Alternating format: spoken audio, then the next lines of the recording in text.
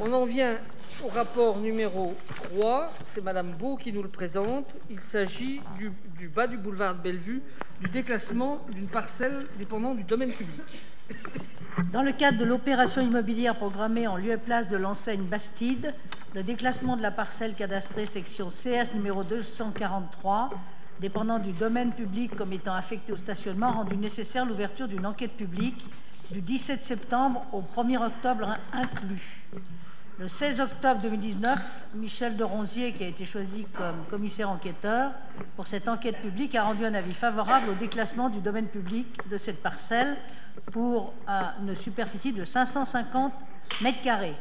Parallèlement, la parcelle cadastrée CS 163, qui est en nature d'espace vert anarchique, difficilement valorisable, étant également impactée par l'opération projetée, doit être déclassée. Son déclassement n'est pas soumis à enquête publique préalable.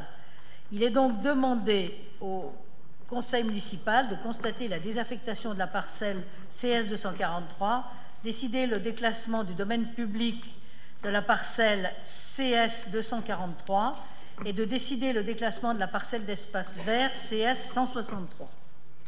Merci. Observations, Monsieur Fajot. Alors sur le secteur de Bellevue, on va redire ce qu'on a dit depuis le début d'ailleurs. On aimerait qu'on nous présente quand même un projet global.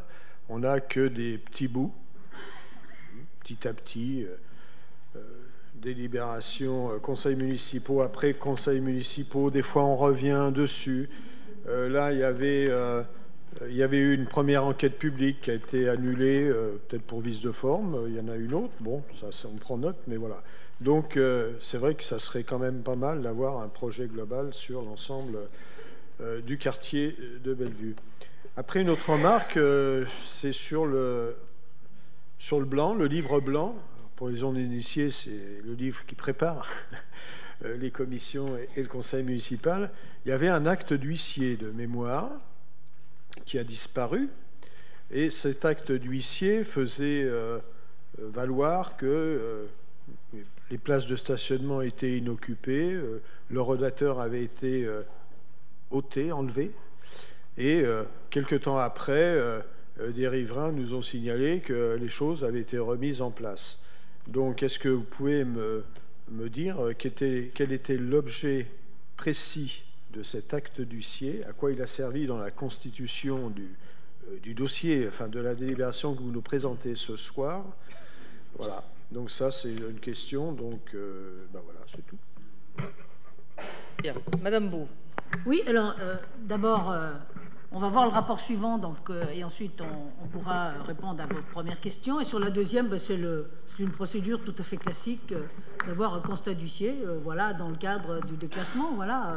Je pense qu'il n'y a pas d'autre chose à dire là-dessus. Très bien.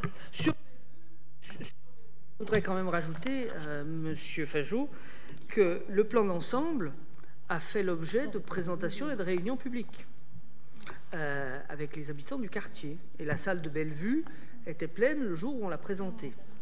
Donc, la concertation que nous ne pratiquons pas à vous dire, c'est ça. Le rapport suivant va vous montrer que dans le cadre du travail avec les habitants de Bellevue et de l'écoute dont nous faisons preuve, nous allons vous proposer de revenir sur une décision que nous avions prise et d'élargir le périmètre de protection de la colline de Bellevue. Il y a quelqu'un qui m'a demandé... Non ? Ah, Monsieur Serino, pardon. Oui, c'est symptomatique. Vous écoutez, effectivement, mais ça, on l'a ce soir sur table. On vient de le recevoir à l'instant. Voilà, avant.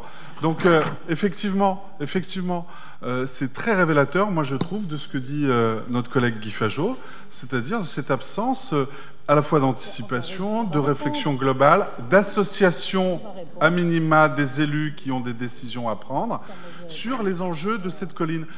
On a effectivement découvert cette carte qui montre que vous classez, et c'est une très bonne nouvelle, en espace protégé. Vous demandez en tout cas le classement, l'intégration dans la VAP des deux terrains qui sont litigieux maintenant depuis plus de 2 ans.